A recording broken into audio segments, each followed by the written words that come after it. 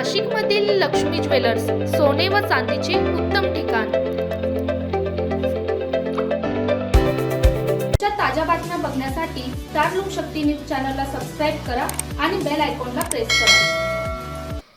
दिनांक 29 जानेवारी 2026 महाराष्ट्र राज्याचे उपमुख्यमंत्री अजितदादा पवार यांच्या दुःखद निधनाबद्दल नाशिक महानगरपालिका प्रशासनाच्या वतीने आज गुरुवारी दुपारी 1 वाजता महानगरपालिका मुख्यालय राजीव गांधी भवन येथे भावपूर्ण श्रद्धांजली अर्पण करण्यात आली।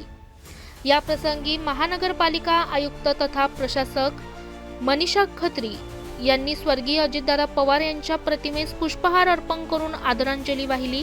त्यानंतर उपस्थित अधिकारी व कर्मचाऱ्यांनी 2 मिनिटांचे मौन पाळून त्यांना श्रद्धांजली अर्पण केली।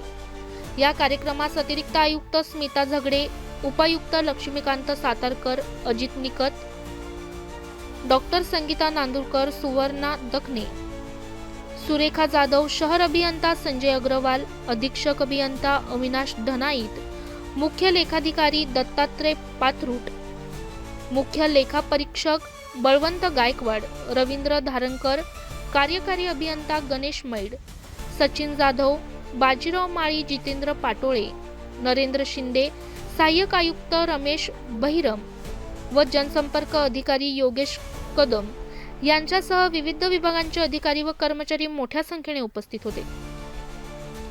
महाराष्ट्र शासनाच्या निर्देशानुसार दिनांक 28 ते 30 जानेवारी दरम्यान 3 दिवसांचा शासकीय दुखवटा जाहीर करण्यात आला असून शासकीय इमारतीवर राष्ट्रध्वज अर्ध्यावर फडकवण्यात येत आहे। नाशिक महानगरपालिकेच्या वतीने उपमुख्यमंत्री अजितदादा पवार यांना भावपूर्ण श्रद्धांजली अर्पण करण्यात आली। ब्युरो रिपोर्ट रणजित झापर्डे सह स्टार लोकशक्ती न्यूज नाशिक।